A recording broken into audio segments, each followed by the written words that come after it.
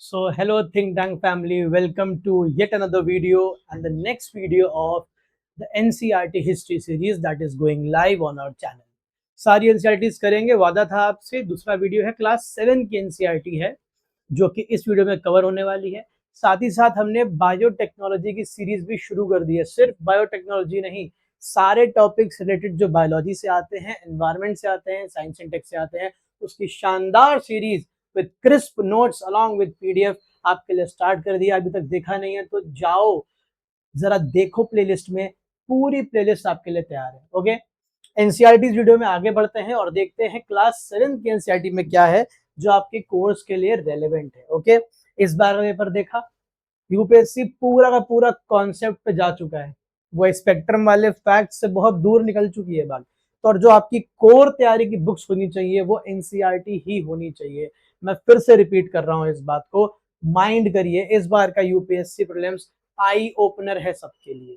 Okay, तो without wasting any time let's start with our lecture. Okay, so आपने class 6 के NCERT में पढ़ा था कि हड़प्पन सिविलाइजेशन तक बात हो चुकी थी कि कैसे हड़प्पन सिविलाइजेशन डिक्लाइन करती है। हड़प्पन सिविलाइजेशन के डिक्लाइन करने के बाद ऐसी कोई सिविलाइजेशन नहीं आती अगले 1000-1500 साल तक जो एक अर्बन सिविलाइजेशन कहलाई जा सके। Harappan civilisation was the first urban civilisation of India. उसके बाद ऐसी कोई सिविलाइजेशन नहीं आई जो अगली, जिसे हम बोलते हैं second urbanisation of India, it was the time which will deal with Janpads and Mahajanpads now. What happened? You saw that Harappan civilization was in the northwestern part of India. अब क्या हो रहा है, चीजें शिफ्ट हो रही हैं। अब जाके आयरन की डिस्कवरी होगी, अब जाके फॉरेस्ट क्लियर होंगे, अब जाके हाई एंड और स्ट्रॉन्ग वेपन्स बनेंगे। तब जो छोटे छोटे सेटलमेंट्स थे वो बड़े एम्पायर्स में कन्वर्ट होंगे। ये है आयरन की इंपॉर्टेंस। ओके, सो याद रखना, हड़प्पा में no iron. Okay, so second urbanization of India. Which period is known as second urbanization of India? The period of Janpads and Mahajanpads, which later turned into empires. सबसे बड़ा महाजनपद कौन सा? मगध। ठीक है, ये सब सुना होगा, आज पढ़ोगे। देखो, तो अगर हम देखें तो जो फर्स्ट मिलेनियम बीसी है, new phase of urbanisation began, that is in Ganga plains, parts of Indus basin and neighbouring regions. जो गंगा जमुना वाला प्लेन है और थोड़ा सा आप और वेस्टवर्ड्स, वेस्ट कह रहा हूं, ईस्टवर्ड्स एरिया ले लीजिए किसका, इंडस का, ये पूरा जिसमें आप उत्तर प्रदेश के, आज बिहार के लोग रह रहे हैं, वो वाला रीजन। ओके, किसमें हमारे सेकेंड अर्बनाइजेशन वहां पे क्या हुई, डेवलप हुई। ठीक, it is the period of जनपद एंड, देखो मैं पूरी पीडीएफ रीड नहीं करूंगा आपके लिए, मैं आपको समझाता चलूंगा। पीडीएफ फ्री में अवेलेबल है थिंक टैंक यूपीएससी के व्हाट्सएप चैनल पे, ज्वाइन कर लो, लिंक डिस्क्रिप्शन में मिल जाएगा। तो जनपद एंड महाजनपद, ठीक, what is the thing which you need to remember, हम उसके बारे में बात करेंगे। आपको ये समझना होगा कि जनपद बने कैसे। जनपद बने जो people from different different clans sharing common language. जैसे कि पढ़ा था ना आपने, भारत कैसे नाम पड़ा इंडिया का, मैंने बताया था Bharata was a clan which was mentioned in Rigveda. ऐसे ही कई सारे क्लैंस थे इंडिया में। सारे क्लैंस के लोग क्या आते रहे, धीरे धीरे साथ आते रहे और एक उनके साथ आने से एक टेरिटोरियल ऑर्गेनाइजेशन बनी जिसको हमने क्या बोला, जनपद। ओके, सारे क्लैन साथ आए, क्या मिलके बना, जनपद। अंडरस्टूड। जन मतलब होता है पीपल एंड पद मतलब होता है फुट और सेटलमेंट। तो जब settlement of people belonging to the same clans sharing same language and culture formed Janpad. This Janpad was ruled by a Rajan or a ruler. Understood? Expansion of trade networks helped Janpads to grow. फिर धीरे धीरे trade के जरिए जनपद grow करते हैं और eventually multiple janapada will merge and form, that is known as mahajanapada. अब यहां से मेन कहानी शुरू होती है। हमारे एंशियंट टेक्स्ट कितने महाजनपद को रिफर करते हैं, 16 महाजनपद रिफर करते हैं। और यूपीएससी इन 16 महाजनपद को मैच द फॉलोइंग में उनकी कैपिटल्स के साथ पूछता है। इवन स्टेट पीसीएस भी पूछता है, हालांकि स्टेट पीसीएस का तो ये फेवरेट पोर्शन है। ठीक है, अभी आया था ना एंशिएंट नेम्स ऑफ रिवर्स, ऐसे ही महाजनपद और उनके कैपिटल्स भी आते हैं। Okay, understood. 16 महाजनपद मेंशन्ड हैं, नोट बनाइएगा। अब देखो कैपिटल और अर्बन फीचर्स क्या है। फिर से मैं हर बार कहता हूँ ये एनसीईआरटी सीरीज है तो हम एनसीईआरटी में फोकस करेंगे। एनसीईआरटी कॉन्सेप्चुअल ज्यादा है, एनसीईआरटी में आपको फैक्ट्स कम देखने को मिलते हैं, तो घबराइए नहीं, हम जो अगली आर एस शर्मा की सीरीज लाएंगे वहां सारे फैक्ट्स कवर करेंगे। अभी बेसिक्स चल रहे हैं, पूरी तैयारी होगी, मैंने बताया फ्रॉम जीरो टू एकदम हीरो। ओके, तो आप दूसरा देखिए, capitals of mahajanapada were large fortified cities. बहुत इंपॉर्टेंट फीचर है, almost all the capitals of all the mahajanapada were fortified cities, मतलब they were covered with some were covered with even defensive walls, सब में fortification था, मतलब बचाव के लिए घेराव था। Understood? Many of these ancient capitals continue to exist in modern cities. Please ध्यान दो, ये जो मॉडर्न सिटीज वाला कॉन्सेप्ट है मैंने तुम्हें क्लास 6 के एनसीईआरटी में भी कराया है। जरा कमेंट सेक्शन में बताओ मैंने क्या क्या बताया था। कश्मीर का नाम कैसे मेंशन्ड है, मदुरई का नाम कैसे मेंशन्ड है, उज्जैन का नाम कैसे मेंशन्ड है, कमेंट सेक्शन में बताओ। फिर इंपॉर्टेंट महाजनपद जो थे, मगध जो चल के आगे सबसे बड़ा बनेगा, फिर Kosala, Vatsa, Avanti. Now important capitals, NCERT में केवल आपको 4-5 कैपिटल डिस्कस करिए, लेकिन आपको सब पढ़नी है, ठीक। इंपॉर्टेंट कैपिटल्स है, Rajgir was the capital of Magadh. Okay, Rajgir was the capital of Magadh. और लेटर फेजेस में आपको कैपिटल मिलती है मगध की, कौन सी बेटा? Pataliputra, identified as modern day Patna. Patna has great historical significance. Kosala की कैपिटल क्या है? श्रावस्ती। ओके, ईस्टर्न यूपी वाले समझ गए होंगे। वत्सा की कौशाम्बी, अगेन ईस्टर्न यूपी वाले समझ गए होंगे। अवंती की Ujjaini, which is currently recognized as Ujjain. Okay, now early democratic traditions, ठीक। हमें हमारे जनपद में शुरुआती दिनों में, जैसा ऋग्वेदिक पीरियड में और अर्ली वैदिक में और लेटर वैदिक में आपको सभा समिति देखने को मिलते हैं, that tradition continued in जनपद as well during महाजनपद as well, but evidently क्या हो जाता है, उनकी इंपॉर्टेंस कब होती जाती है। अर्ली वैदिक पीरियड में क्या था?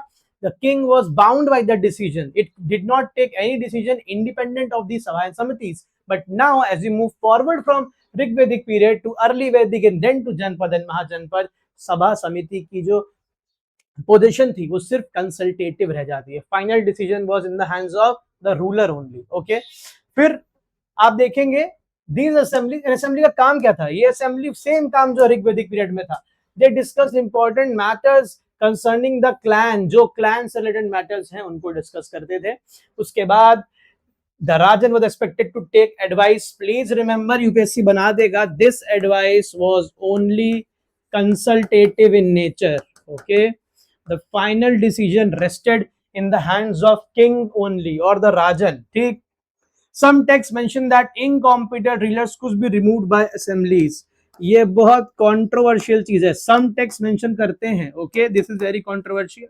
हालांकि ऐसे बहुत कम इंस्टेंसेस देखने को मिले हैं, एनसीईआरटी में लिखा था तो मैं ले आया। अगर ये स्टेटमेंट आ जाएगा केवीबी क्वेश्चन में तो आप इसको टिक ही मार्क करेंगे। Okay, in many Mahajanpads monarchy existed and the king's position was hereditary। okay, now महाजनपद जाते आते जो किंग की पोजीशन थी वो क्या बन चुकी थी? हेरिडेटरी। रिलेट करो अर्ली वैदिक पीरियड से, ऋग वैदिक पीरियड से, क्या पढ़ा था?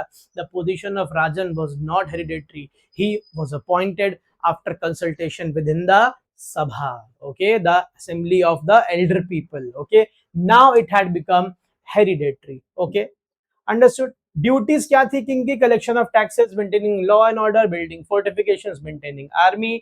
Now very interesting case of few republics are there. Republic क्या होता है? हालांकि मैं पॉलिटिकल साइंस की एनसीईआरटी कराऊंगा आपको, आप सारे कॉन्सेप्ट वहां सीखेंगे, but Republic is any body, any state whose head is elected। India is a republic, yes, head of state, president, elected. अब इनडायरेक्टली इलेक्टेड है कि डायरेक्टली इलेक्टेड है वो अलग मुद्दा है, इलेक्टेड है कि नहीं? बिल्कुल इलेक्टेड है, तो India is a republic. Yes. Is Britain a republic? No, because their head is king or queen, जो कि क्या है? मोनार्की है, constitutional monarchy. Britain is not a republic. तो यहाँ पे आप देखते हैं मोनार्कीज थी ज्यादातर, बस 2-3 कुछ एक्सेप्शंस थे जो आपको क्या देखने को मिलते हैं, जो आपको देखने को मिलते हैं, जैसे कि Vajji and Mala, they were republics at that time, they were Republic of that time. They followed, अब बहुत इंपॉर्टेंट फीचर है बच्चे ये, they followed a democratic system। Mains में क्वेश्चन अक्सर देखने को मिलता है, explain the system of democracy or republics or the governance that was carried out in the republics of the महाजनपद। दो सबसे बड़े एग्जांपल हैं वज्जी और मल्ला। ओके, यहाँ पे क्या होता था? assemblies had greater powers।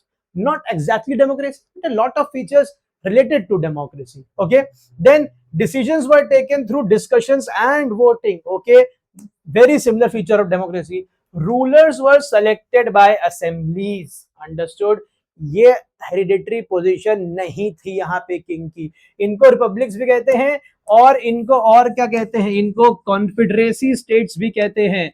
These are interchangeable words. Confederacy states, republics. Okay, और इन्हें ही हम लोग संघ भी कहते हैं, संघ राज्य, या हम इन्हें गणसंघ राज्य भी कहते हैं. All of these terms are interchangeable. Kindly note down. Okay, understood? Such state were called Gan और संघ. वही बात है. Okay, these were the world's earliest republics. Okay, दुनिया के सबसे पहले शुरुआती रिपब्लिक्स में से ये एक हैं. Understood? समझ में आई बात? Now moving ahead. ठीक, अब हम बात करते हैं उस टाइम के टेक्नोलॉजिकल और इकोनॉमिक इनोवेशंस का जो एनसीईआरटी मेंशन्ड है. द एज ऑफ महाजन, देखिए फिर बता रहा हूँ, क्लास 7th की एनसीईआरटी है, आपको 6th 7th आप जाओ, आपको फिर से 12th में हड़प्पा पड़ेगा, आपको फिर से 12th में पूरा पढ़ाएगा ये सब अशोका वगैरह. लेकिन ये जो 7th 8th 6th की एनसीईआरटी है, ये कॉन्सेप्चुअल बिल्डिंग के लिए बहुत इंपॉर्टेंट है. अगर आप वो इंसान हो जो 0 से स्टार्ट कर रहे हो, तो सीधा एकदम 12th में ना चले जाना. ठीक है, अंडरस्टूड? 9th-10th की एनसीईआरटी आपको इतना मटेरियल नहीं देती यूपीएससी पर्सपेक्टिव से लिए, और हम यहाँ पे यूपीएससी ही करने आए हैं या स्टेट पीसेस करने आए हैं, तो आपको हम 9th-10th की एनसीईआरटी नहीं कराएंगे. अगली वीडियो आएगी 8th की एनसीईआरटी की, इसमें हम लोग मराठास और शिवाजी के एडमिनिस्ट्रेशन डिस्कस करेंगे. उसके बाद अब 11th की NCERT is all about world history. हम डायरेक्ट चलेंगे 12th की एनसीईआरटी पे, which will take time and that is something very very important. Okay, वहां पे भरा हुआ है फैक्ट, वहां पे भरा हुआ है एरिया जहां से क्वेश्चन बनता है, लेकिन कॉन्सेप्चुअल अंडरस्टैंडिंग लेके चलोगे. ठीक है, टाइमलाइन बनाओ इनके मदद से, दिमाग में क्लैरिटी लाओ. तो यही एज ऑफ महाजनपद है जहां पे आपको देखने को मिलता है बुद्धिज्म और जैनिज्म का ग्रोथ. Okay, understood? जो कोसाल जैसी महाजनपद थी, मगध जैसी महाजनपद थी, उन लोगों ने क्या करा, उन लोगों ने, उनके रूलर्स ने सपोर्ट करा बुद्धिज्म जैनिज्म को. अपना they were the patron of Buddhism Jainism. कई सारे केव्स कंस्ट्रक्ट करे, कई सारे चैत्यास विहारास कंस्ट्रक्ट करे, और अब देखेंगे बुद्धिज्म जैनिज्म की ग्रोथ में महाजनपद का बहुत बड़ा हाथ. Understood? Monks, nuns and scholars traveled widely to spread teachings. Okay, iron metallurgy. Now it is the most striking feature of this era. That is the iron metallurgy. Iron कहाँ मिलता है? आप देखें ना, छोटा नागपुर वाला प्लेटो जो है, उसके आसपास वाले रीजन में, झारखंड वगैरह, यही मिलता है. पहले कहाँ हड़प्पन बसे थे? नॉर्थ वेस्ट इंडिया में, पंजाब, सिंध, उधर पाकिस्तान वाले एरिया में. वहां आयरन है क्या? अवेलेबल नहीं. इसीलिए हड़प्पन को आयरन के बारे में नहीं पता था. तो आप देखते हैं आयरन की डिस्कवरी कहाँ होती है? आयरन की डिस्कवरी होती है when we move towards Ganga Jamuna plains. That is this era. Okay, mahajanapada. तो iron was a metal known for them. Iron की वजह से क्या हुआ बेटा? एक्सपेंशन ऑफ एग्रीकल्चर हुआ. क्यों? बिकॉज आपने फॉरेस्ट क्लियर करे, बेटर फार्मिंग एक्टिविटीज आई, टूल्स स्ट्रॉन्ग आ गए, आपके पास एग्रीकल्चरल कल्टिवेबल लैंड बढ़ गया. तो आयरन की वजह से क्या हुआ? Iron played a huge role in the growth of Mahajanapads. Okay, iron weapons were lighter, sharper and stronger than bronze weapons. This period also saw the first use of coins in India. Please mark, the barter system is getting replaced now slowly and gradually. Which type of coins were the first coins used in India? Those were the punch marked coins. Very very important. ठीक है, very important. Okay, ठीक. फिर उसके बाद कैसे आए? Early Indian coins थे, वो किसके बेटा? सिल्वर के बने थे. नाउ प्लीज नोट डाउन, पूछ लेगा दैट कॉपर, ब्रॉन्ज या फिर gold was the first metal through which the earlier Indian punch mark coins were made. No, it was of silver. Okay, it was of silver. Now later हमें copper, gold और other metals के coin भी दिखाई पड़ते हैं. Understood? Okay, ठीक है, समझ में आ रहा है सारी बातें यहाँ पे? ओके, फिर अब देखो कैसे सोसाइटी ग्रो करती है. सोसाइटी ग्रो करती है जाति सिस्टम. जाति jati and varna system are two different things. Varna क्या है? ब्राह्मण, क्षत्रिय, वैश्य एंड शूद्र. जाति क्या है? विद इन द एक सोसाइटी, अब मैं नेम नहीं करना चाहता हूं, जातियां अलग अलग होती हैं, आपको पता है, ठीक है। तो वर्ण और जातियों में बहुत फर्क है, ओके, ठीक। Jati refer to communities associated with specific occupations, ठीक। आज के टाइम पे अलग अलग जाति आपको देखने को मिलता है, अलग अलग काम कर रही है, लेकिन जब जाति सिस्टम का शुरुआत हुआ था, जब उसका जेनेसिस था, तो jatis were associated with occupations only, ठीक। एक जाति है जो सिर्फ दूध का काम कर रही है, डेयरी फार्मिंग कर रही है, ये कर रही है, तो उसको आज भी इंडिया में आपको पता ही है कौन सी जाति फेमस है उसके लिए, ठीक। एक जाति है जो सिर्फ फर्नीचर का या फिर कारपेंटर का काम कर रही है, तो दैट इज डिफरेंट। एक जाति है सिर्फ बार्बर वाले काम कर रही है, वो अलग है। एक जाति है जो प्रीस्टली वर्क कर रही है, वो अलग है। तो जाति की शुरुआत ऐसे ऑक्यूपेशन से हुई है, जेनेसिस है, ठीक। फिर होते होते आज कहाँ इवॉल्व कर रही है आपको पता ही है ना। Skills and occupations generally pass from one generation to other, some jatis later divide to sub jatis, ठीक। तो this was the genesis of jati system, okay। Now varna system is not a result of society, it is the result of Indian literature. Varna system is mentioned in our Vedic text, okay। jati system is a result of social progression, जैसे एक generation ने जो occupation करा, अगली कई generation वो occupation follow करती गई, और फिर लेटर टाइम बाद क्या हो गया, स्टैब्लिश हो गया कि भाई इस कम्युनिटी के लोग, इस जाति के लोग ये काम करते हैं, सेट हो गया। पर वैदिक टेक्स्ट मेंशन करते हैं वर्ना सिस्टम के बारे में, it is not a result of social progression, it is mentioned in वैदिक टेक्स्ट, ठीक है। चार वर्नास के बारे में हमें देखने को मिलता है। Brahmins, knowledge and rituals, Kshatriyas, meant for warfare and protection, Vaishyas, trading community, Shudras, artisans, workers and craft people. कई लोग को लगता है जो अनटचेबल्स और दलित्स होते थे वो शूद्रास में आते हैं, बिल्कुल नहीं। They were out of this varna system, ठीक है। They were beyond this, they were not even considered part of four varnas, okay, understood. अब ये बात समझो जरा, ये वर्ना सिस्टम हमेशा से इतना कॉन्क्रीट नहीं था, ठीक है। पहले ये भी किस पे बेस होता था, ऑक्यूपेशन पे, ठीक। लेकिन ओवर द टाइम होते होते होते ये वर्ना सिस्टम कॉन्क्रीट हुआ, मेनली इन द लेटर वैदिक पीरियड। अब महाजनपद के टाइम पे आप देखोगे it became concrete, okay, it became concrete, ठीक। देखिए यहाँ पे है भी historical evidence suggest that in earlier period occupation were flexible, okay, you could move from one varna to another, okay। In comparison to the later period, a person belonging to Vaishya community cannot do works meant for the priestly class, that is the Brahman class. This varna system, the varnas became highly concrete, okay, understood। Now we come to development elsewhere India। और फिर India में क्या चल रहा था, देखो कौन कौन से कम्युनिकेशन नेटवर्क्स डेवलप हुए। कम्युनिकेशन नेटवर्क डेवलप होते हैं टू इंपॉर्टेंट रूट्स जो इंडिया की ट्रेडिंग में बहुत हेल्प करते हैं, मार्क कर लो, उत्तर पथ एंड दक्षिण पथ, ओके। उत्तर पथ किसको कनेक्ट करता था, north western India, Ganga plains and eastern India, ठीक है। मतलब ये अगर नॉर्थ वेस्टर्न इंडिया है, इससे गंगा प्लेन्स और फर्दर फिर ईस्टर्न इंडिया को, ये आपका कौन कनेक्ट करता था भाई, उत्तर पथ। उत्तर मतलब मालूम ही आपको क्या, नॉर्थ, तो उत्तर पथ कनेक्ट करता था। फिर उसके बाद दक्षिण पथ किसको कनेक्ट करेगा, Kaushambi, major urban trading centre, okay, major urban trading centre of that time. Kaushambi connect करता था विंध्यास होते हुए टुवर्ड्स साउथ। अगर ये कौशाम्बी है, विंध्यास जो सेंट्रल इंडिया में पड़ते हैं उससे होते हुए southwards. These two were the important trade routes of India during the Mahajanpad period, okay, understood, ठीक। Parts of eastern and western coast, ports of eastern and western coast became important trade centers।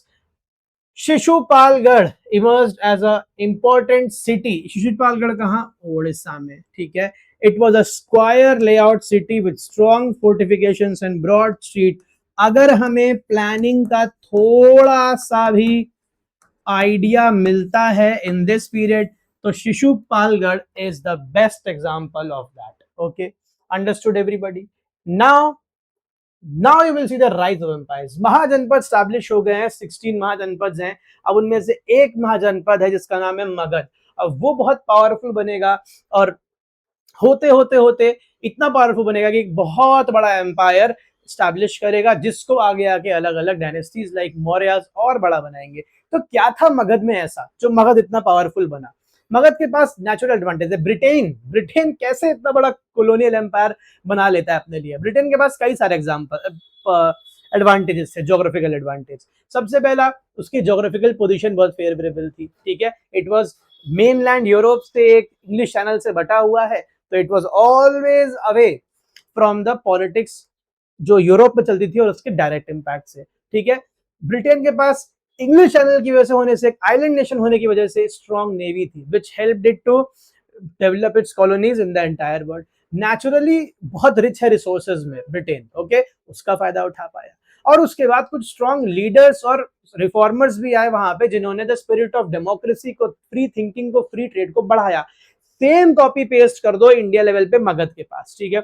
Magadh naturally बहुत advantageous था, ठीक है। मगध की क्या importance थी, मगध को जल दुर्ग कहते थे। वो चारों तरफ से, पांचों तरफ से नदियों से घिरा था, ठीक, गंगा और उसकी ट्रिब्यूटरीज से। सो नेचुरल फोर्टिफिकेशन मिलती थी रिवर की वजह से, किसको, मगध की कैपिटल पाटलिपुत्र को, और राजगीर को भी, ठीक है, जिसने राजगृह देखा अभी। दूसरा, मगध के पास भी फैंटास्टिक लीडर्स आए। आप अशोका को जानते हैं, आप चंद्रगुप्त मौर्य को जानते हैं, आप उससे पहले चले जाइए, आपको उदयन देखने को मिलते हैं, जिन्होंने फोर्ट कंस्ट्रक्ट कराई थी। कौन सी दो रिवर्स के कॉन्फ्लुएंस से, बताओ जिसको पता है, ठीक। उसके पहले देखेंगे आपको अजात शत्रु देखने को मिलते हैं। उसके पहले आप देखेंगे आपको कई सारे बिंबिसार, बिंदुसार, सारे लीडर्स देखने को मिलते हैं जो आपके मगध को एक्सपेंशन में हेल्प करेंगे। अंडरस्टूड। फिर और क्या मगध की इंपॉर्टेंस थी, मगध की लोकेशन ऐसी थी कि वहां नेचुरल रिसोर्सेज बहुत थी, ठीक है। वही बिहार वाला रीजन जहां पे कोल एंड आयरन अबंडेंटली अवेलेबल था, तो it helped in strong making of the weapons, it helped in strong weapons. Iron metallurgy का इंपॉर्टेंट सेंटर था। तो ये तीन चार जो आपको रीजंस देखने को मिल रहे हैं, ये मगध की ग्रोथ में बहुत ज्यादा इंपॉर्टेंट थे, और इसी की वजह से मगध ने क्या बनाया, सबसे बड़ा एम्पायर बनाया, और बाकी सारे जो छोटे मोटे जनपद थे उनको कैप्चर करके आप देखेंगे कितना बड़ा एम्पायर कंस्ट्रक्ट करा आगे। Okay, understood. तो यहाँ पे देखेंगे empire comes from a Latin word, I will not touch this, you can read this. जो यहाँ पे है मैंने आपको सब समझा ही दिया है, ठीक है, अंडरस्टूड, ठीक। कुछ संस्कृत वर्ड्स हैं जो मेंशन दिए हैं, ठीक है। साम्राज्य, सुप्रीम लीडर, अधिराज, ओवरलॉर्ड, राजाधिराज, किंग्स ऑफ किंग्स। ये वर्ड इसलिए इंपॉर्टेंट है, देख लो, ये संस्कृत टेक्स्ट में मेंशन है, और आगे चल के हमारे कई सारे रूलर्स इनको क्या करेंगे, अडॉप्ट करेंगे as a title. Okay, understood. जब हम आगे बढ़ते हैं तो हमें देखने को मिलता है ट्रेड गिल्ड्स के बारे में। नाउ जब एम्पायर्स बने तो भाई गिल्ड्स बहुत इंपॉर्टेंट हो गए। ट्रेड गिल्ड्स क्या होते हैं, इनको हम लोग हिंदी में या फिर इसी की लैंग्वेज में, हिस्ट्री की लैंग्वेज में, जो जिस नाम में ये मेंशन्ड है महाजनपद टेक्स्ट में, दे आर मेंशन्ड एज श्रेणीज। जैसे ट्रेड यूनियंस देखी ना आपने, ऐसे ही ट्रेड गिल्ड्स, सब ठीक चल रहा है ना वीडियो में, ट्रेड गिल्ड्स होते हैं, दे आर नथिंग बट एक तरीके से इकोनॉमिक कार्टेल होते हैं, जो पूरे ट्रेड नेटवर्क को क्या करते हैं, मॉनिटर करते हैं। इवन करेंसी भी मॉनिटर करते हैं, इवन ट्रेड रेट्स भी मॉनिटर करते हैं, इवन ट्रेड एग्रीमेंट्स भी मॉनिटर करते हैं कि जो ट्रेडिंग कम्युनिटी कर रही है वो स्ट्रीमलाइंड रहे, बैलेंस रहे, कंट्रोल रहे, एक हायर अथॉरिटी के अंडर रहे, जिससे कि सारी चीजें सही चले, ठीक है। ये होते थे गिल्ड्स, बहुत इंपॉर्टेंट होते थे। इनके खुद के इतने अच्छे ऑर्गेनाइज स्ट्रक्चर्स में गवर्नेंस होती थी कि खुद की करेंसी तक ये इशू करते थे, ठीक है, इतना इंपॉर्टेंट गिल्ड्स होते थे, ठीक। गिल्ड्स क्या है, they had elected heads, okay, they had executive officers, internal rulers, rules and regulations, ठीक है, खुद के rules and regulations. They function like today's constitutional bodies, ठीक है, यूपीएससी की तरह, इलेक्शन कमीशन की तरह, ऐसे ये मेंशन फंक्शन करते थे for trading purposes, to regulate the trade. Okay, guilds promoted, guilds promote क्या करते थे बेटा, गिल्ड्स प्रमोट करते थे, दो बहुत फेमस गिल्ड्स हैं, कोई बता सकता है? हालांकि मान के चल रहा हूं आप बिगनर्स हैं, मैं आपको उनकी तरह ही पढ़ा रहा हूं, लेकिन अगर कोई है ऐसा जो यहाँ पे ऑलरेडी पढ़ा हुआ है तो जरा बताओ कमेंट सेक्शन में, ठीक। Guilds promoted cooperation instead of competition, okay, sharing of market information, economic stability, guilds functioned autonomously without interference from kings. बहुत बड़ा स्टेटमेंट है, पर एनसीईआरटी में लिखा है, तो अगर एग्जाम में आता है तो आपको इसको टिक करके आना है, ठीक है। There was hardly any interference from kings when it came to the functioning of the guilds. Okay, now moving on, ठीक। ये मैंने आपको बताया Magadha emerge as the most important mahajanapada, क्यों बताया, क्यों हुआ था ऐसा, वो भी बताया। ओके, नाउ मगध में जो सबसे पहले पावरफुल डायनेस्टी आई थी उसका नाम था हर्यनका डायनेस्टी, ठीक है। आपने अजात शत्रु का नाम सुना होगा। देखो घबराओ नहीं, सब हमारे साथ चलते रहो, सब पढ़ेंगे। अजात शत्रु ने क्या क्या करा, कैपिटल शिफ्ट करी, कहां से करी, उदयीन आए उनके बाद, उन्होंने कौन सा जैनिज्म को कैसे प्रमोट करा, कौन सा फोर्ट कंस्ट्रक्ट करा, ये सब पढ़ोगे, लेकिन ये आर एस शर्मा कोर्स में है। यहाँ क्या है, एनसीईआरटी कोर्स, सारी चीजें आपको मिलेंगी, घबराओ नहीं। हरियनका डायनेस्टी सबसे पहले स्टैब्लिश होती है, वही अजातशत्रु वाली। फिर आती है नंदा डायनेस्टी, महापद्मनंदा वाली, ग्रेट डायनेस्टी, ग्रेट पावर, इनकी एलिफेंट की आर्मी बहुत बड़ी थी, लेकिन he was highly the king Mahapadmananda, which was the last king of this dynasty, was highly unpopular among the public. फिर आते हैं Kautilya as a Guru of Chandragupta Maurya with the public support, और महापद्मनंदा को डिफीट करके कौन बनता है, मौर्यन डायनेस्टी स्टैब्लिश होती है और चंद्रगुप्त मौर्य बन जाते हैं मगध के रूलर। यहां से इंडियन हिस्ट्री एक नया मोड़ लेती है और आप देखेंगे कैसे मौर्यन एज में सब कुछ बदलता है। Chandragupta Maurya and the Mauryan empire, Chandragupta ने कब, 321 BCE, लगभग वही एरा है। कुछ साल पहले कौन आकर गया है इंडिया, एक फेमस इंटरनेशनल इन्वेडर जो इंडिया आया, उसने इंडिया में नॉर्थ वाले एरिया से एंटर भी करा, हराया भी, बैटल भी लड़ा, लेकिन वापस लौट गया। कौन था बताइएगा, ओके, कौन था बताइएगा। उसी के एक जनरल थे जिसको छोड़कर गया था, उसी की बेटी से शादी करते हैं, कौन, चंद्रगुप्त मौर्य। बताइए मैं किसकी बात कर रहा हूं, ओके, किसी को बताया तो कमेंट सेक्शन में बताओ। Chandragupta Maurya founded the Mauryan Empire. He overthrew the Nanda dynasty with the guidance of Kautilya. Okay, Patliputra became the capital of the modern empire of the Mauryan Empire. Okay, याद रखिएगा चंद्रगुप्त मौर्य किसे establish करते हैं, Pataliputra as the capital, not Rajgir or Rajgriha, whatever you call it. Okay, ठीक। Chandragupta Maurya Greeks को हराते हैं जो India के नॉर्थ वेस्टर्न पार्ट में एस्टैब्लिश थे, डेक्कन रीजन में एक्सपैंड करते हैं। इन्हीं के टाइम पे जो ग्रीक डिप्लोमैट था मेगास्थनीज, वो इंडिया आया था और उसी ने किताब लिखी थी जिसका नाम था Indica. Indica is still the most important, one of the most important sources along with Kautilya's Arthashastra of Mauryan empire till date. Indica जो बुक है, आपको जान के हैरानी होगी, वो अपनी जो ओरिजिनल फॉर्म है, ओरिजिनल फॉर्म तो छोड़ दो, कॉपीड फॉर्म में भी उसकी हमें कोई भी बुक या बुकलेट नहीं मिलती है। Then how do we know that Indica is a good source of information? How does Indica act as a source of information? Indica को कोट करा है कई सारे लेटर राइटर्स ने, ठीक है, इंडियन राइटर्स ने भी और यूरोपियन राइटर्स ने भी। जैसे मैं कोई बुक लिखूं, मैं लिखूं मिस्टर एक्स हमें ये बताते हैं कि ये हुआ था, ठीक है, तो मिस्टर एक्स की किताब तो चली गई है, लेकिन मैंने तो लिखा है कि मिस्टर एक्स को कोट करके, तो ऐसे मालूम चलता है किताब थी इंडिका जो किसने लिखी थी, मेगास्थनीज ने। नोट करो मेगास्थनीज किसका एम्बेसडर था, किसका एम्बेसडर था court of Chandragupta Maurya, Seleucus Nicator the Greek king, ठीक है, जिसकी बेटी, चलो मैंने सवाल पूछा तो बताऊंगा नहीं, तुम बताओ, ठीक है। तो Megasthenes Greek ambassador to the court of Chandragupta Maurya who wrote Indica and he was the ambassador of Seleucus Nicator, the Greek king who ruled northwestern India. Okay. Now about Kautilya and Arthashastra. देखो कौटिल्य की अर्थशास्त्र is a brilliant book on statecraft.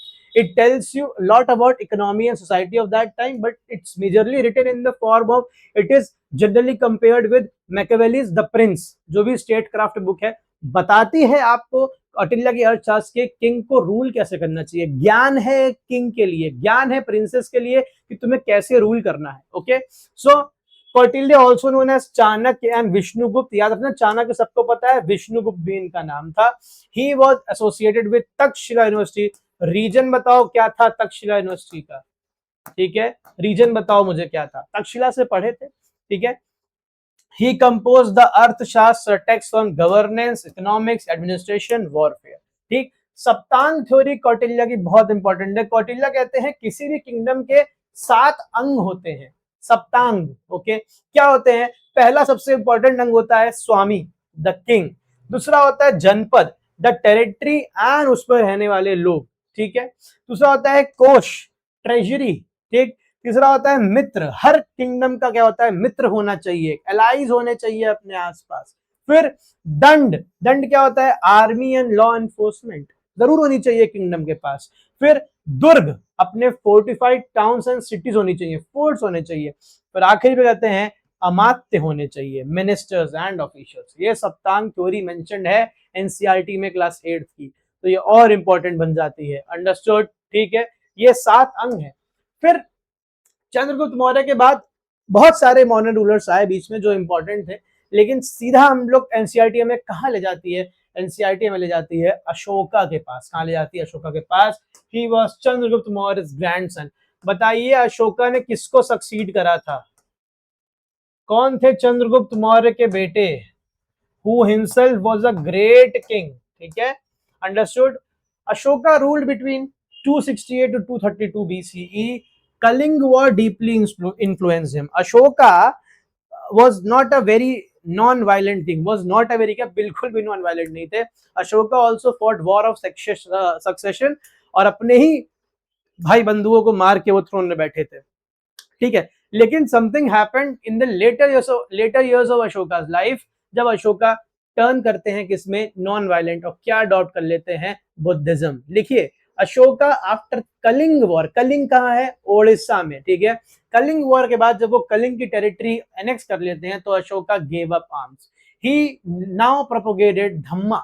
Dhamma was a moral code of conduct propagated bye Ashoka which included every good insights from every religion. Okay, animal sacrifice नहीं करना है, animals को love care देनी है, brotherhood बढ़ानी है आपस में, कास्ट सिस्टम प्रमोट नहीं करना है, हमें अपने एनवायरनमेंट का ध्यान रखना है, सारी अच्छी बातें जो थी, लव एंड ब्रदरहुड बढ़ानी है आपस में, ये सब सारी बातें हैं।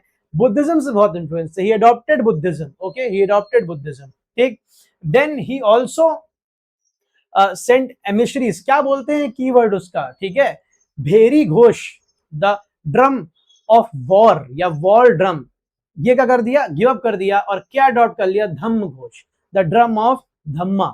ओके, और द धम्म ड्रम, ये अडॉप्ट करा अशोका ने। भेरी घोष हटा के धम्म घोष अडॉप्ट किया। ओके, फिर अशोक जितना आप देखते हैं ना साउथ ईस्ट एशिया में, श्रीलंका में, थाईलैंड, सबसे आयरनी की बात है कि बुद्धिज्म का बर्थ इंडिया में हुआ। इंडिया में भी कहाँ हुआ? नॉर्थ इंडिया में, जो उसका कोर है। और आज आप देखेंगे बुद्धिज्म इंडिया से ही लगभग क्या हो गया? सफाया हो गया है। और जो ऑफिशियल रिकॉर्ड्स हैं भी इंडिया के, वो बुद्धिज्म को हिंदुज्म का ही पार्ट मानते हैं अब। लेकिन इंडिया से जहां जहां फैला, लाओस, कंबोडिया, थाईलैंड, श्रीलंका, हर जगह आज बुद्धिज्म फ्लरिश कर रहा है। ठीक है, बिग आयरनी। ओके, बुद्धिज्म की जो कोर आइडियोलॉजी थी, बुद्धा कहते कहते थक गए, आइडल वर्शिप ना करो ना करो ना करो। इनिशियल बुद्धिस्ट फॉलोअर्स बुद्धा को उनके सिंबोलिज्म से याद करते थे। आज दुनिया में अगर किसी भगवान की सबसे बड़ी बड़ी मूर्तियां हैं तो वो किसकी है? बुद्धिज्म की। Big irony. Okay, understood. हालांकि ये हुआ क्यों, ये भी हम आगे डिस्कस करेंगे जब बुद्धिज्म पढ़ेंगे।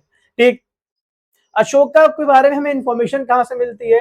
रॉक्स एंड पिलर्स पे अशोका एडिक्ट्स इशू करते थे। ठीक, 13 मेजर रॉक एडिक्ट्स तुमको याद होने चाहिए, कहां है, हम पढ़ाएंगे आर एस शर्मा में। ओके, मोस्ट एडिक्ट्स ये जरूर देख लो, एनसीईआरटी में दिया है। तो लैंग्वेज क्या थी? ज्यादातर जो एडिक्ट्स थे वो इशूड थे प्राकृत लैंग्वेज में। Majority were issued in Prakrit language, note down, and the script that was used in majority of them was Brahmi script. Okay, Brahmi script.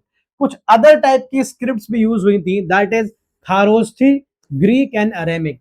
4 scripts हमें मिलती हैं, Brahmi script, Kharosthi, Greek and Aramaic. It's Aramaic only, misspelled नहीं है, Arabic नहीं है, Aramaic only. Okay, ये हमें पूरे नॉर्थ एंड सेंट्रल इंडिया में हमें क्या है? ब्राह्मी स्क्रिप्ट देखने को मिलती है। हमें Kharosthi, Greek and Aramaic script कहां देखने को मिलती है बेटा?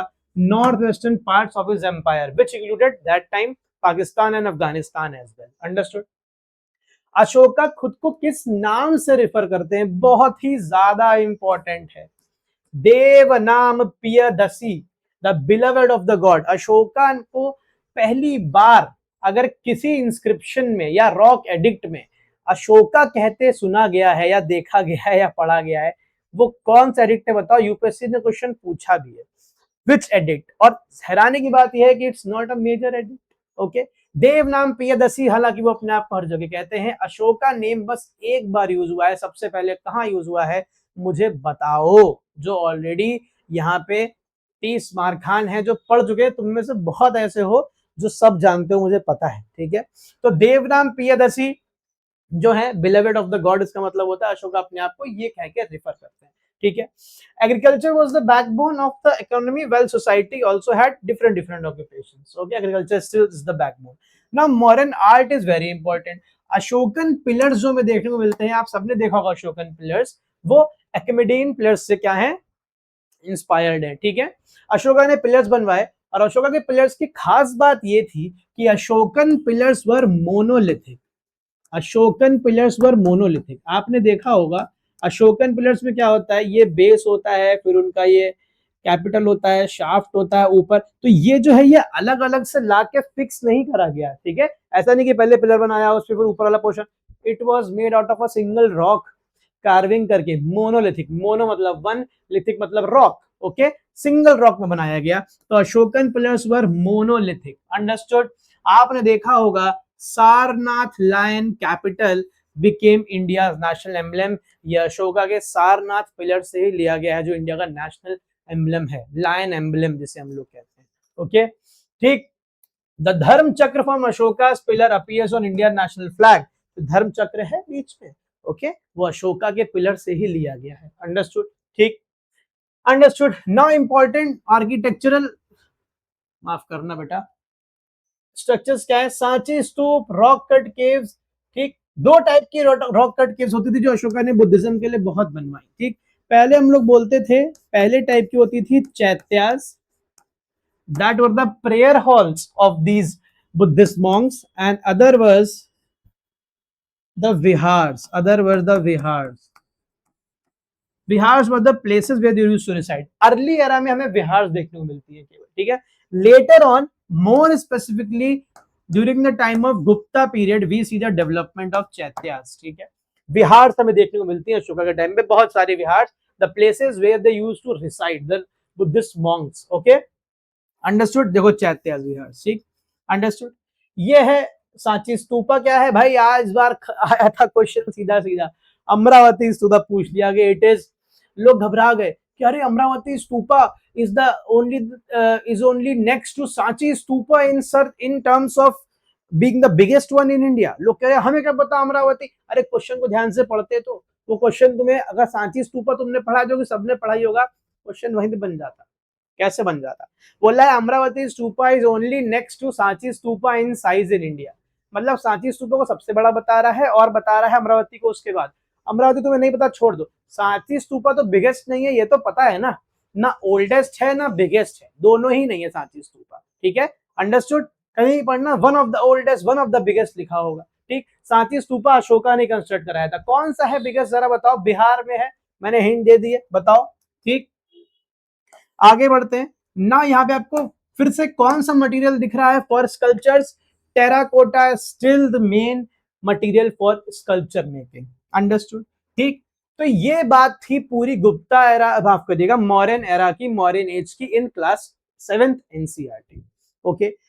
बेसिक्स कुछ क्लियर हुए होंगे, बिल्कुल कुछ कॉन्सेप्ट्स क्लियर हुए होंगे, इतना ही पर्पस है एनसीईआरटी का, आपकी कंसेप्चुअल अंडरस्टैंडिंग को बनाना और समझना कि हिस्ट्री कैसे चलती चली आ रही है। हड़प्पा डिक्लाइन करता है, वैदिक एरा राइज करता है, वैदिक एरा फिर डिक्लाइन करेगा, और वैदिक एरा डिक्लाइन नहीं करेगा, माफ करिएगा, वैदिक एरा फर्दर ग्रो करेगा, और ग्रोथ होगी किसकी, आपके जनपद और महाजनपद की। जब महाजनपद और स्ट्रांग होंगे because of the discovery of iron, तब क्या बनेगा, और because of the progressiveness in agriculture, तब क्या बनेंगे, महाजनपद से बड़े बड़े एम्पायर बनेंगे। जैसे जैसे टाइम बीतता जाएगा बड़े बड़े एम्पायर्स बनते जाएंगे, और इन्हीं में से सबसे बड़ा एग्जाम्पल है बिगेस्ट एम्पायर का, दैट इज द मगध महाजनपद। अब जैसे जैसे मगध में अलग अलग डायनेस्टीज आएंगी वो और स्ट्रॉन्ग करती जाएंगी। फिर हमने पढ़ा सबसे बड़ी डायनेस्टी जो आई मगध को रूल करने वाली, वो आई मौर्यन एज, ठीक है, मौर्यन एम्पायर, ठीक। मौर्यन एम्पायर का डिक्लाइन होगा, फिर मौर्यन एम्पायर जैसी बड़ी डायनेस्टी अगले, आपको मान लीजिए मौर्यन एम्पायर डिक्लाइन करा था आपके 100 बीसी वाले एरा में, ठीक है, towards the end of 2nd century, ठीक। उसके बाद कोई मौर्यन एम्पायर जैसा बड़ा आपको देखने को नहीं मिलेगा कोई भी empire. Last ruler of Mauryan empire was Brihadratha, ठीक है, who was killed by whom, कौन बताएगा, ठीक, बता दो कमेंट सेक्शन में, बता दो जरा। मैं ये सब इंटरेक्शन करने के लिए तो आप लोग से करता हूं, आप लोग कमेंट जरा करा करिए, ठीक है, मालूम चलेगा कि आप कनेक्टेड हो, ओके। फिर हमें देखने को मिलता है कि उस साइज का, उस कैलिबर का, उस क्या कहते हैं ग्रैंडनेस की कोई डायनेस्टी नहीं आई इंडिया में, जो आई अगर तो वो थी गुप्ता डायनेस्टी। तो क्या हमें सीधा गुप्ता पढ़ना है, नहीं, यूपीएससी सिलेबस में बीच वाली सारी डायनेस्टीज है, जो ग्रीक्स आए, जो पार्थियंस आए, जो इंडो सिथियंस आए, सब पढ़ना है तुम्हें, ठीक है। लेकिन अभी हम एनसीईआरटी में क्या है, अगला टॉपिक सीधा गुप्ता के बारे में, ठीक है। तो हम गुप्ता कवर करेंगे, गुप्ता के बेसिक्स देखेंगे। गुप्ता से बहुत क्वेश्चन आते हैं, गुप्ता से टेम्पल मेकिंग से बहुत क्वेश्चन आते हैं, गुप्ता से एडमिनिस्ट्रेशन से बहुत क्वेश्चन आते हैं, और गुप्ता से बहुत इंपॉर्टेंट क्वेश्चन आते हैं उनकी आर्ट से भी। Okay, understood, because it is known as the golden age of India. ठीक, हम देखेंगे यहाँ पे क्या होगा, ब्राह्मणिज्म या फिर हिंदुइज्म का रिवाइवल होगा, और बुद्धिज्म और जैनिज्म फिर से क्या लेगा, एक बैक सीट। पानी पी लेता हूँ, आप भी रेडी हो जाइए, 2 मिनट का ब्रेक, और फिर आगे बढ़ाएंगे। जिनको ब्रेक नहीं चाहिए वो क्या कर दें, वीडियो टप टप टप टप करके आगे बढ़ा दो। पानी पी लो बस 1 second.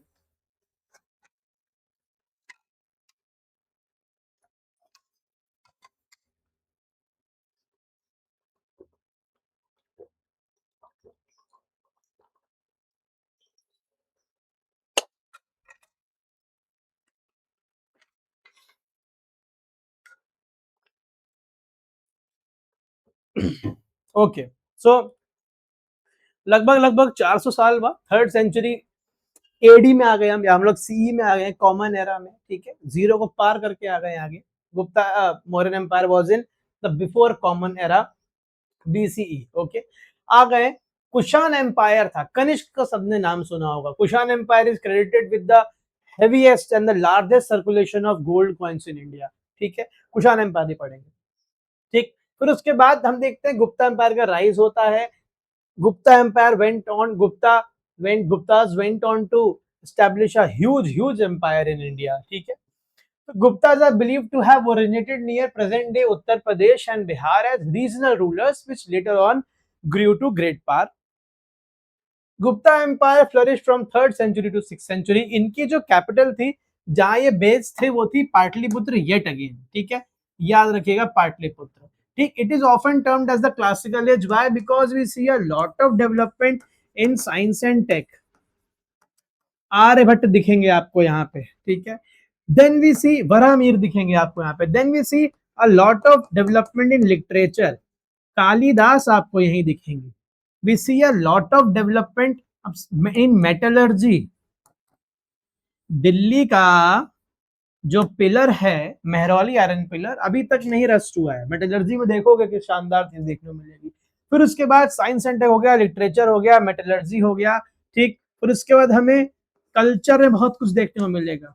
Revival of Hinduism, okay, Shaivism, ठीक। कहां देखने को मिलेगा, यही देखने, ठीक। Then music, one of their kings Samudragupta is shown has shown himself playing veena on a coin. तो आपको ये सब जो ऑल अराउंड डेवलपमेंट देखने को मिल रहा है। फिर आपको आर्किटेक्चर, टेम्पल मेकिंग में देखने को मिलेगा। The growth of which style, question आया था ना इस बार, नागरा स्टाइल, गुप्ता एरा, ओके, ये आपको देखने को मिलेगा। तो इतनी सारी चीजों की वजह से क्या होता है, आपका क्लासिकल एज कहलाती है या गोल्डन एज कहलाती है, ठीक है।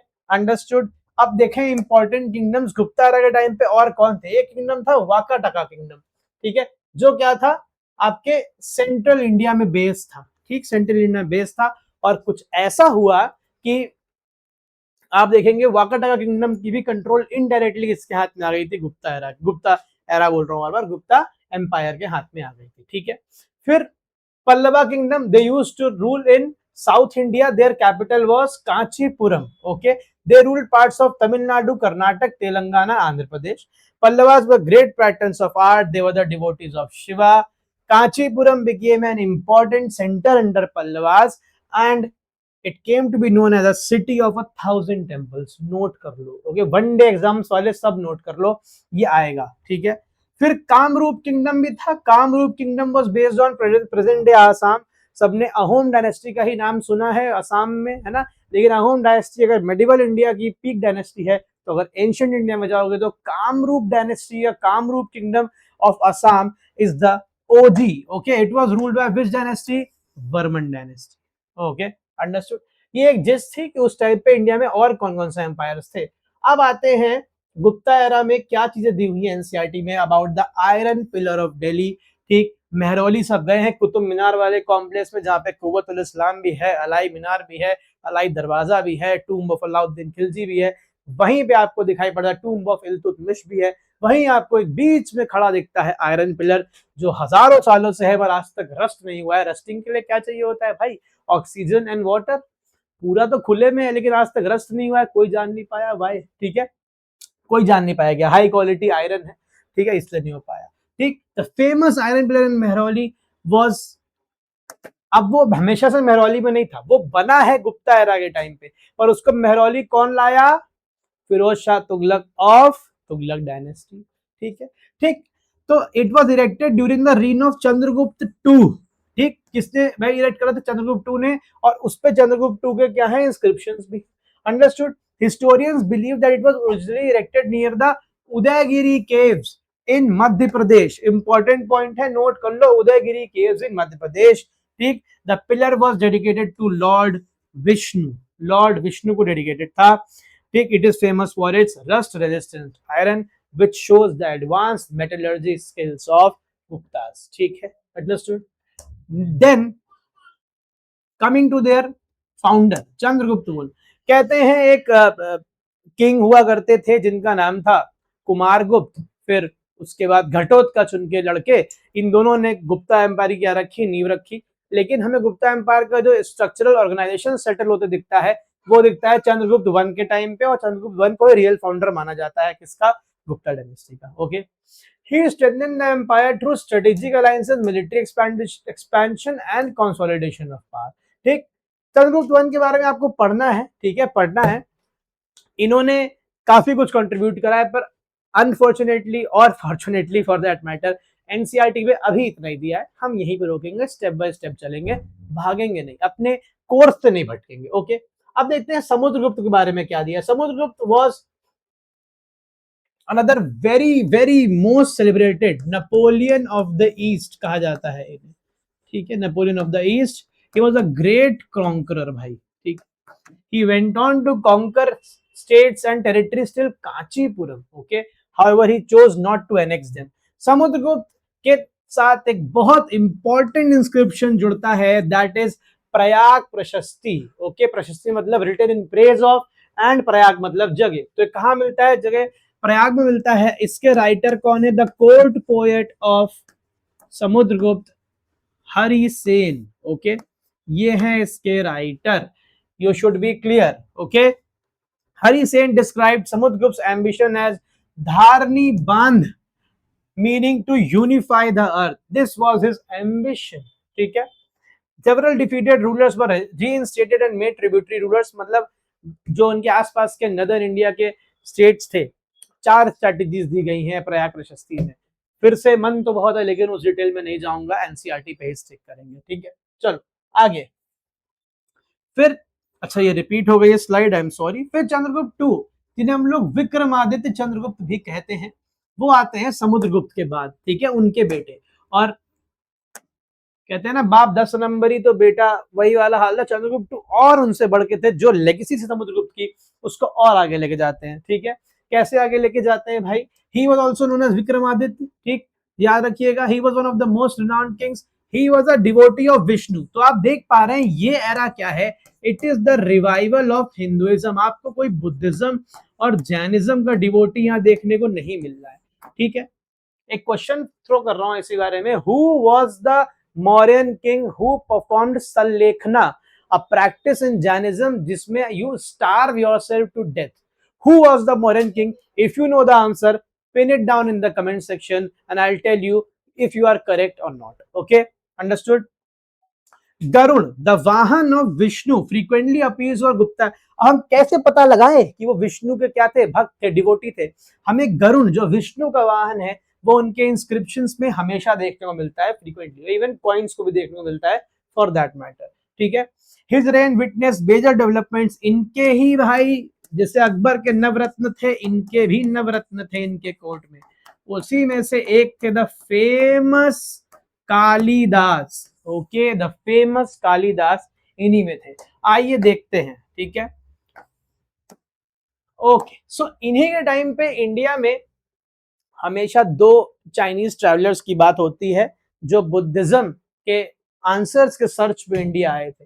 वन इज फाहीन, फाजियान भी बोलते हैं और फाहीन भी बोलते हैं।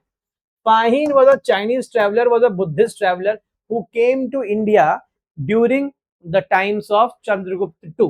Okay, another very famous Chinese traveler who came to India was Hun Sang. Hun Sang came during the reign of Harshvardhan. Of which dynasty? Okay, of the dynasty which used to rule from Thanesar. Dynasty कौन सी थी बताइए जरा मुझे.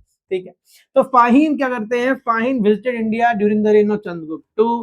ठीक, his purpose was to collect information about Buddhism. तो Fahien का India में जो विजिट है और उसके रिकॉर्ड है चंद्रगुप्त टू के बारे में, आपको ये बताते हैं कि all the Chandragupta two was not a Buddhist but he was a religiously tolerant man, because Buddhism को सप्रेस नहीं करा जा रहा था, हिंदुइज्म को प्रमोट करा जा रहा था. दोनों में फर्क है. ठीक है, फाहिम इंडिया आते हैं और अपनी इंफॉर्मेशन कलेक्ट करके जाते हैं, बुद्धिस्ट मैन्युस्क्रिप्ट्स कलेक्ट करते हैं, इंडियन स्कॉलर्स से लर्न करते हैं.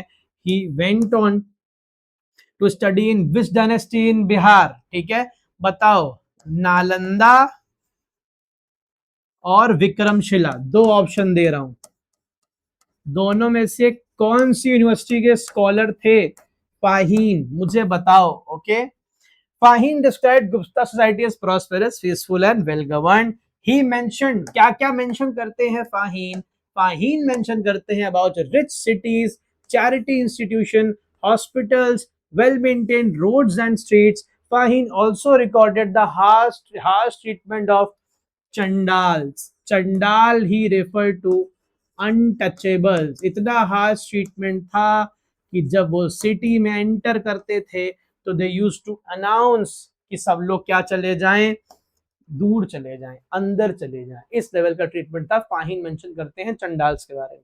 Okay, understood. प्रभावती गुप्ता का मेंशन जरूर बनता है. She was the daughter of Chandragupta two. मैंने आपको बताया कुछ ऐसा हुआ था कि Vakataka empire of central India of Deccan India भी गुप्तास के डायरेक्ट कंट्रोल में आ गया था. कैसे आया था? Prabhavati was the daughter of Chandragupta two Vikramaditya. She was married to the Vakataka prince Rudrasen two. Rudrasen two died and then Prabhavati became the regent of that empire, जिसको डायरेक्टली तो नहीं पर इनडायरेक्टली अब चंद्रगुप्त टू ही कंट्रोल करते थे. Okay, so this was a major political gain for the Guptas. Okay, because Vakataka Empire's position was highly beneficial to connect from south. Okay, it was based in central India, the regions of Madhya Pradesh you see today. Okay, understood. Prabhavati Gupta was again is seen as a devotee of Vishnu. Okay, understood. ठीक, आगे बढ़े. Gupta economy and trade. देखो, again land tax continues to be the primary source of revenue. Fines, trade tax, irrigation tax, taxes on mines, they were other sources of revenue. ठीक, India foreign trade करता था, बिल्कुल करता था. We traded with Mediterranean world, the South East Asia and China. In fact the trade of South East Asia and China was very high and very profitable for India. ठीक, important exports, क्या क्या exports थे mark करो भाई. India के important exports थे spices, textiles, ivory and gemstone. Gemstone मतलब precious and semi precious stones.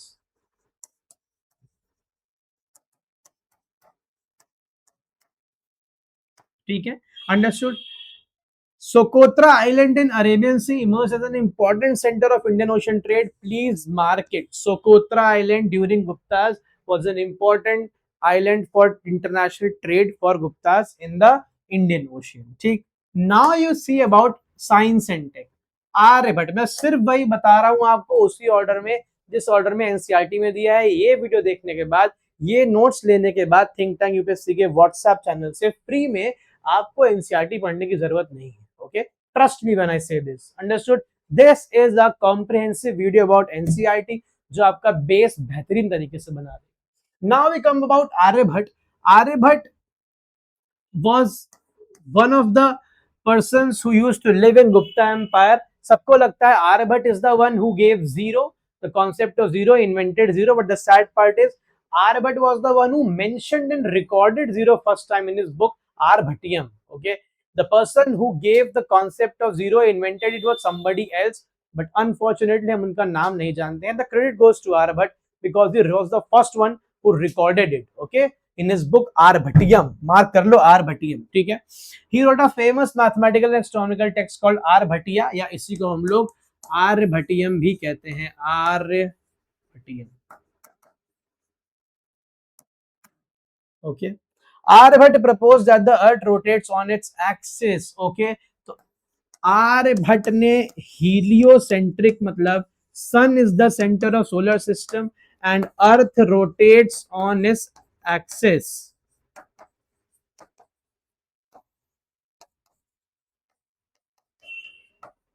ये दोनों कॉन्सेप्ट दे दिए थे कॉपर नोपर निकस से बहुत पहले, ठीक है, अंडरस्टूड। ठीक, तो ये दोनों थ्योरी किसने, आर्यभट्ट ने प्रपोज करी थी, understood. He also correctly explained the occurrence of solar eclipse and lunar eclipse. This was the technological advancement during the time of Gupta. इसीलिए क्लासिकल एज बोलते हैं, शानदार टेक्नोलॉजिकल डेवलपमेंट है भाई। सोचो 5th सेंचुरी 6th सेंचुरी कौन एरा की बात कर रहे हैं। He calculated the length of a year. This was also, कुछ नहीं करेगा यूपीएससी, तुम्हें स्टेटमेंट दे देगा, length calculation of length of a year, lunar eclipse, solar eclipse, heliocentric theory that sun is the center, earth rotates on its own axis। 5 दे दिया option, बोला which of the above given is or are a discovery of Aryabhata, या correctly related to Aryabhata, बताओ, सीधा सवाल रहेगा। Okay, understood. तो आपको ये सब प्रिपेयर होना है। Arbut also estimated the size of the earth. You can see what important contributions were made. Then comes Varamir. Varamir was another astronomer, astrologer and mathematician. He used to live in Ujjaini, that is Ujjain, ठीक है। His famous work is Brihat Samhita. Please mark करो, बहुत important है। Famous work is Brihat Samhita. Brihat Samhita dealt with astrology, astronomy, weather forecasting, architecture, town planning, as well as farming. Okay, so this is Varami, this is NCERT which talks about science and tech of that time. Okay, now Kalidas, ठीक, कालिदास सबने सुना है, ठीक है, Kalidas the man of literature, his contribution show us that the literature during the development of literature during the Gupta period was of high quality. Okay, Kalidas was one of the greatest Sanskrit poets and playwrights. इनके जो famous works हैं वो है Meghadutam. Okay, understood. फिर उसके बाद मेघदूत किसके बारे में, Meghdoot narrates the story of a यक्ष who sends a message to his beloved through a passing cloud. Obviously it is a work of imagination, creative liberty, it's a fantastic work. Okay, understood। तो फिर उसके बाद कालिदास के और जो works हैं वो क्या हैं, मालविका अग्निमित्रम। कौन है, मालविका अग्निमित्रम। इसमें जरा कोई अगर ज्ञानाधीश हो बैठा तो वो मुझे बता दे कि मालविका कौन है, अग्निमित्रम कौन है। बहुत फेमस वर्क है Malavikagnimitram, it's a poem. Okay, Ritusamhara, again about, देखो आर्यभट्ट के ज्यादातर तुम वर्क देखोगे, आर्यभट्ट कह रहा हूँ, कालिदास के तुम वर्क देखोगे, तुमको बहुत सारे वर्क्स मिलेंगे जो नेचुरल रिसोर्सेज से और नेचर से बहुत इंस्पायर्ड है। Meghadutam is an example. Ritusamhara about the seasons, बहुत इंपॉर्टेंट वर्क है, ठीक है। अभिजन शकुंतलम, अनेक इंपॉर्टेंट वर्क।